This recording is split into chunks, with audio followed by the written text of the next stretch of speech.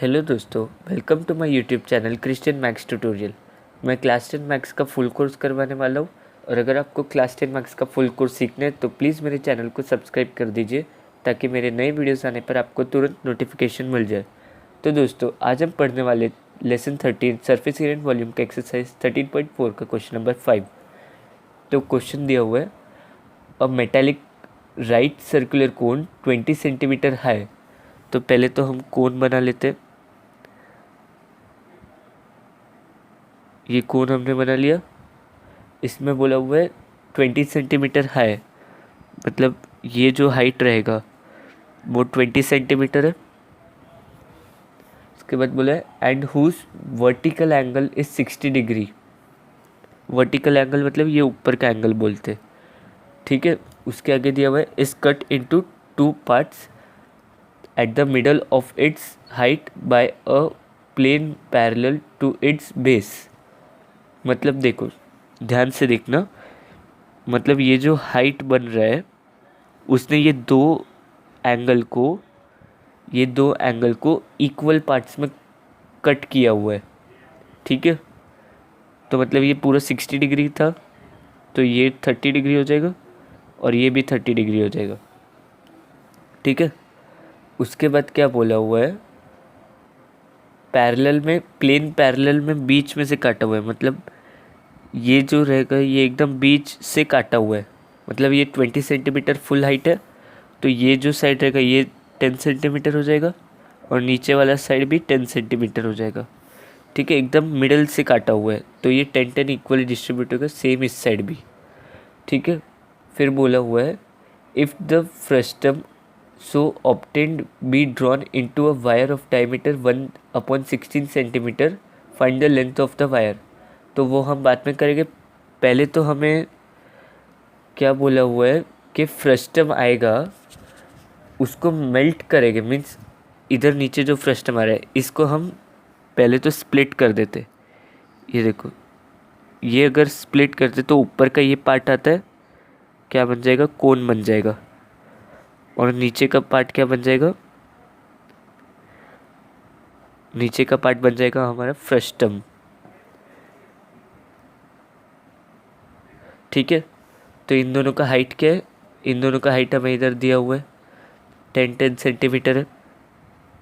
तो मतलब इसका हाइट हो जाएगा 10 सेंटीमीटर और इसका हाइट हो जाएगा 10 सेंटीमीटर, ठीक है। अब क्या बोला हुआ है, हमें बोला हुआ है और ये एक और चीज़ है, ये जो रेडियस रहेगा वो ये रेडियस इक्वल रहेगा क्योंकि ये ओवरलैप हो रहा है, ये इधर इधर से कट किया हुआ है तो ये रेडियस और ये रेडियस सेम रहेगा क्योंकि ये दोनों ओवरलैप है, एक दूसरे के ऊपर चिपका हुआ है वैसे, ठीक है। और ये रेडियस हमें नहीं दिया, ये भी नहीं दिया और ये भी नहीं दिया। फिर क्या बोला हुआ है हमें क्वेश्चन में कि जो ये फ्रस्टम है इसको हमने वायर में कन्वर्ट किया हुआ है, मतलब ये समझो वायर है तो ये वायर में कन्वर्ट किया हुआ है जिसका डायमीटर दिया हुआ है हमें 1/16 सेंटीमीटर डायमीटर। और हमें ये जो लेंथ है ये फाइंड आउट करना है, ये लेंथ का डिस्टेंस जो है ये फाइंड आउट करना है। तो जब हम ये फ्रस्टम को मेल्ट करेंगे और ये वायर में कन्वर्ट करेंगे तो इन दोनों का वॉल्यूम सेम हो जाएगा, ठीक है। तो हमें बोला हुआ है ये फ्रस्टम से हमने ये वायर को ड्रॉन किया हुआ है, मतलब इसको मेल्ट करके हमने ये वायर बनाया हुआ है, ठीक है। तो मतलब मेल्ट किया हुआ है मीन्स ये दोनों का वॉल्यूम इक्वल हो जाएगा। तो हम पहले तो यहाँ लिख लेंगे volume of frustum is equal to volume of wire, ठीक है। तो अभी मैंने देखो सोचा कि ये वॉल्यूम ऑफ वायर के लिए तो डायमीटर दिया हुआ है और ये हाइट ढूंढना है। तो वॉल्यूम ऑफ वायर का तो सिलेंडर है, ये सिलेंड्रिकल शेप है तो फॉर्मूला इधर आ जाएगा πr²h, ठीक है। तो h तो हमें ढूंढना है, ये हाइट रहेगा, ये हमें ढूंढना है लेंथ। फिर रेडियस दिया हुआ है 116 सेंटीमीटर डायमीटर है तो इससे रेडियस मिल जाएगा। फिर पाई तो हमें 22/7 पता ही रहता है। अब वॉल्यूम ऑफ फ्रस्टम क्या रहता है, हमारा वॉल्यूम ऑफ फ्रस्टम होता है होता है 1/3 पाई एच ब्रैकेट के अंदर r1² plus r2² plus r1 multiply by r2। तो अभी मैंने सोचा कि ये पाई कट हो जाएगा, ठीक है, ये पाई कट हो जाएगा। फिर अभी ये जो हाइट रहेगा वो ये फ्रस्टम का रहेगा। फ्रस्टम का हाइट हमें दिया हुआ है 10 सेंटीमीटर, तो ये क्या हो जाएगा 1/3, फिर हाइट क्या है फ्रस्टम का 10 है, और ब्रैकेट में ये r1 और r2 तो हमें नहीं पता है, r1 r2 ये नहीं पता है हमें, तो हम इधर एज इट इज़ लिख देंगे r1² plus r2² plus r1 multiply by r2 is equal to ये r²। r हमें दिया हुआ है 1/16 अपॉन 2 कर देंगे तो 1/32 हो जाएगा। तो 1/32 का स्क्वायर, ठीक है, ये हम बाद में करते, r²h लिख देते, तो r हमें इसका मिल जाएगा बाद में, h हमें नहीं पता है। तो अभी इधर जब हमें r1 और r2 की वैल्यूज़ मिलेगी तो हम h फाइंड कर पाएंगे। अब ये r1 और r2 की वैल्यू कैसे पाएंगे हम, तो अभी मुझे याद आता है हमने कुछ ट्रिग्नोमेट्रिक रेशियोज़ करके पढ़ा था जो 90 डिग्री पे होते हैं। तो ये देखो, ये 90 डिग्री पे हो रही है, एंगल यहाँ पे दिया हुआ है 30 डिग्री। तो अब देखिए हम इसको साइड्स दे देंगे, ए यहाँ पे बी, ये से ड्रॉ करेंगे सी, ये डी, ई, इधर एफ और यहाँ जी, ठीक है, वही हम इधर भी लिख लेंगे। ये क्या है ए डी ई, यहाँ पे डी है और यहाँ पे ई है, और ये बीच का पॉइंट क्या है, ये है एफ, ठीक है।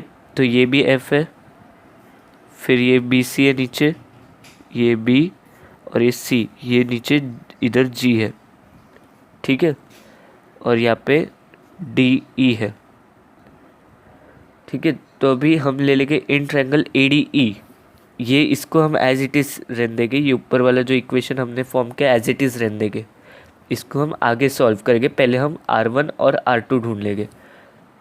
अब हमारा r1 होगा, ये ऊपर वाला जो है ये r1 होएगा और नीचे वाला r2 रहेगा। ये r1 इक्वल ही रहेगा, ठीक है, क्योंकि ये ओवरलैप हो रहा है, एक दूसरे के ऊपर है ये। तो फिर अभी देखिए ये 90 डिग्री में हो रहा है, तो अभी हम ये ट्रायंगल ले लेंगे ए एफ ई, यहाँ लिख लेंगे in triangle A F E.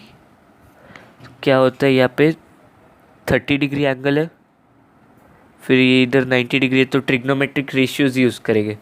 तो हमें ये साइड दिया हुआ है, ये क्या हो जाएगा 10 सेंटीमीटर दिया हुआ है। अभी हमने इसमें पढ़ा था tan 30 degree is equal to क्या हो जाएगा परपेंडिकुलर अपॉन बेस। ये फॉर्मूला हमने पढ़ा था किस में, ट्रिग्नोमेट्री के चैप्टर में हमने ये फॉर्मूला पढ़ा था। तो अगर आपको ये फार्मूलाज आपने नहीं लर्न किए तो आप डिस्क्रिप्शन बॉक्स में देख सकते हैं, ये चैप्टर का मैंने दिया हुआ है वीडियोस। तो फिर अभी इधर परपेंडिकुलर क्या रहेगा, ये ट्रायंगल को हम इधर अलग से ड्रॉ कर लेते हैं, ठीक है। ये ऐसे कुछ ट्रायंगल फॉर्म होएगा, ये 30 डिग्री है, ये 90 है, और ये साइड क्या दिया हुआ है 10 सेंटीमीटर, और इनका क्या है नाम ए एफ ई। तो फिर अभी हमने उसमें सीखा था कि बेस कौन सा होता है, ये जो एंगल रहता है और 90 डिग्री रहता है उसके बीच का ये बेस होता है, और ये जो दूसरा साइड रहता है वो परपेंडिकुलर होता है, और ये तो ऑब्वियसली 90 डिग्री का अपोजिट साइड हाइपोटेनस होगा, ठीक है। तो tan 30 का वैल्यू भी हमने देखा था, tan 30 का वैल्यू क्या होता है, tan 30 का वैल्यू हमने ट्रिग्नोमेट्रिक रेशियोज में पढ़ा था 1/√3 है, ठीक है। तो ये ट्रिग्नोमेट्रिक रेशियोज है जो हमने पढ़े थे, आपको चाहिए तो इसके स्क्रीनशॉट ले सकते हैं। तो अभी इसमें tan 30 डिग्री का 1/√3 है, ठीक है।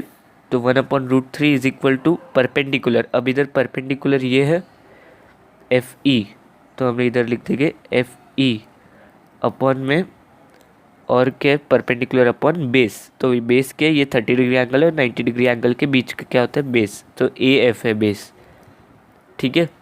तो ए एफ क्या दिया हुआ है 10 सेंटीमीटर, तो ये 1/√3 इज इक्वल टू ये एफ ए हमें ढूंढना है, एफ ई क्या है हमारा, R1 है, ये R1 है, ये देखो R1 है एफ ई, तो ये R1 है, तो हम एफ ई के जगह R1 लिख देते हैं यहाँ पे R1, और ए एफ के जगह 10 सेंटीमीटर 10 दिया हुआ है। ठीक है, तो अभी क्रॉस मल्टीप्लाई करेंगे तो ये R1 क्या हो जाएगा, ये इधर जाएगा 10/√3 हो जाएगा। ठीक है, तो अभी हम ये √3 को ऊपर ले लेंगे, क्या करेंगे √3 से मल्टीप्लाई कर देंगे यहाँ पे, √3/√3 इज इक्वल टू R1, जो हमने ऊपर मल्टीप्लाई किया वो नीचे भी √3 × √3। इसको रैशनलाइजिंग द डिनोमिनेटर भी बोलते हैं, जो हमने 9th स्टैंडर्ड में सीखा था। तो 10√3 हो जाएगा अपॉन √3 × √3 क्या हो जाएगा, 3 हो जाएगा, इज इक्वल टू R1। तो हमें ये R1 मिल चुका है। ठीक है, अब ऐसे ही हम R2 भी फाइंड करेंगे। अब R2 कौन से ट्रायंगल में, R2 ये बड़े वाले ट्रायंगल में, ये है R2, ये R2 है, यहाँ पे हमने देखा था, ये देखो जी सी R2 है, GC R2 है। ठीक है, तो बड़ा ट्रायंगल लेके इस बार AGC, तो ये ट्रायंगल लेके AGC, तो फिर उसमें भी ये जो एंगल है वो 30 डिग्री है, ये 90 हो जाएगा, और ये मेजरमेंट हमें पता है ये 20 सेंटीमीटर है हाइट। ठीक है, तो वैसे हम tan 30 लगाकर ये जो हाइट ये दिया हुआ है 20 सेंटीमीटर, उससे ये फाइंड आउट करेंगे। देखो अभी यहाँ पे हम वैसे ही सॉल्व करेंगे, जैसे ऊपर किया था वैसे ही सॉल्व करेंगे। यहाँ पे वही ट्रायंगल ऊपर जो था वो ड्रॉ कर देंगे, कैसा ट्रायंगल फॉर्म हो रहा है। ये 30 डिग्री था, फिर ये जो हाइट था वो 20 सेंटीमीटर है, ये 90 डिग्री है। अब उसके साइज लिख देंगे कौन से AGC, और ये R2 है GC, तो हम लिख देंगे यहाँ पे AGC। ठीक है, और ये है R2। ठीक है, तो हम सेम लगाएंगे इन ट्रायंगल AGC, यहाँ पे लिखेंगे in triangle AGC, same tan 30 लिखेंगे, tan 30 इज इक्वल टू क्या हो जाएगा, परपेंडिकुलर अपॉन में बेस। तो अभी परपेंडिकुलर क्या है यहाँ पे, ये जो एंगल रहता है 30 डिग्री और 90 डिग्री के बीच का, वो हो जाएगा हमारा बेस, और दूसरा साइड वाला परपेंडिकुलर। तो परपेंडिकुलर क्या है, GC अपॉन ये AG। इसका अच्छे से जानने के लिए कि परपेंडिकुलर क्या है, बेस क्या है, तो उसके लिए आपको इंट्रोडक्शन टू ट्रिग्नोमेट्री का मैंने एक इंट्रोडक्शन वीडियो बनाया हुआ है, वो आपको रेफ़र करना पड़ेगा। तो ये GC है हमारा R2 है, तो यहाँ लिख देंगे R2 अपॉन AG क्या है, ये AG 20 सेंटीमीटर, तो 20 लिख देंगे। फिर tan 30 हमने ऊपर देखा था 1/√3 था, तो 1/√3 लिख देंगे। अब इसको भी क्रॉस मल्टीप्लाई करेंगे तो 20 उधर चला जाएगा, तो क्या हो जाएगा 20√3 इज इक्वल टू R2। मतलब क्या हो जाएगा, यहाँ पे मैं लिख रहा हूँ R2 इक्वल टू ये √3 × √3 करेंगे तो क्या हो जाएगा 20√3/3 हो जाएगा। तो हमने इधर R2 भी फाइंड कर लिया है। अब हमें क्या ढूंढना है, अब यहाँ पे हमने क्या लिखा था, volume of frustum is equal to volume of wire. तो ये एक इक्वेशन बना था, तो यही इक्वेशन को हम उस तरफ लिख लेंगे। तो ये हमने लिख लिया, ये उधर इक्वेशन फॉर्म किया था हमने 1/3 × 10, ये 10 हाइट था, ब्रैकेट में R1² + R2² + R1 × R2, और इस साइड क्या था R2 R² × H। तो ये कैसा था, वायर कुछ ऐसे बनेगा। तो अभी हमारा ये हाइट है, ये मिसिंग, ये हाइट मिसिंग है। डायमीटर क्या दिया था 1/16 सेंटीमीटर। ठीक है, तो अभी क्या करेंगे, हम इसके वैल्यूज़ डालेंगे 1/3 × 10, फिर R1 हमने सॉल्व किया था, क्या आया था 10√3/3 द होल स्क्वायर, इसको स्क्वायर कर देंगे, ये ब्रैकेट बना लेंगे, इसका स्क्वायर प्लस R2 क्या था 20√3/3 का whole square, plus R1 × R2 करेंगे तो क्या हो जाएगा 10√3/3 मल्टीप्लाई बाय 20√3/3, ठीक है, इक्वल टू क्या हो जाएगा, R2² इंटू एच। तो एच तो हमें फाइंड करना है, तो एच एज इट इज़ लिखेंगे। अब R² को हम इक्वेट करते, R² को इधर बाजू में इक्वेट करते, ठीक है। तो अभी R क्या रहता है हमारा, डायमीटर अपॉन 2 होता है। तो अभी डायमीटर क्या, डायमीटर है 1/16/2 हो जाएगा।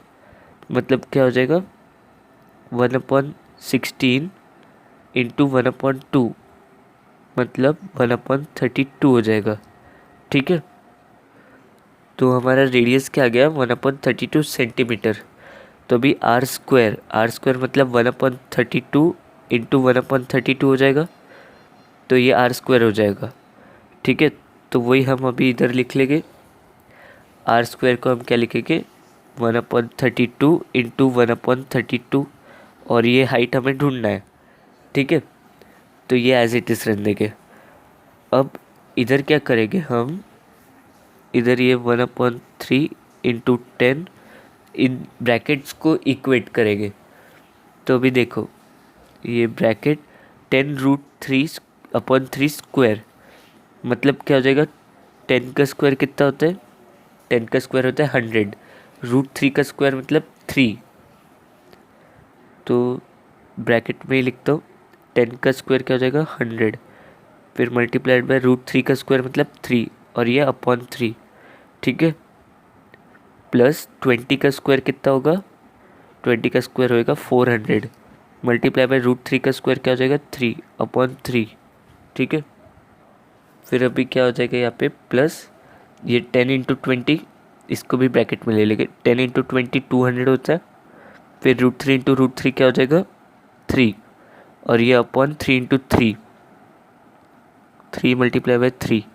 हाँ, एक चीज़ यहाँ पे हम भूल गए, देखो 10 का स्क्वायर क्या 100, √3 का स्क्वायर क्या 3 हो जाएगा, और ये 3 का स्क्वायर भी होएगा। तो क्या हो जाएगा 3 इंटू 3, यहाँ पे भी वैसे ही 20 का स्क्वायर क्या 400, √3 का स्क्वायर क्या 3, और ये अपॉन 3 का भी स्क्वायर होएगा, तो 3 इंटू 3 हो जाएगा। अब यहाँ पे 10 इंटू 20 200, √3 इंटू 3 3 हो जाएगा, और ये 3 इंटू 3 एज इट इज़। अब यहाँ पे भी सेम लिख देंगे, 1/32 इंटू, ये as it is copy down कर लेंगे, इंटू एच, ठीक है। ये हो गया, ये हमारा रफ वर्क था, तो हम इसको बाजू में, अब देखो, अब हम सारे ब्रैकेट्स खोल देंगे, ये 1/3 इंटू 10, फिर ब्रैकेट के अंदर क्या आ जाएगा, इधर ये एक 3 कट हो जाएगा, यहाँ पे भी एक 3 कट, यहाँ पे भी एक 3 कैंसिल हो जाएगा। तो क्या हो जाएगा 100/3, फिर ये प्लस 400/3, प्लस ये 200/3, और इज इक्वल टू उधर क्या 1/32 multiply by 1/32 multiply by H, ठीक है। फिर क्या हो जाएगा यहाँ पे 1/3 इंटू 10।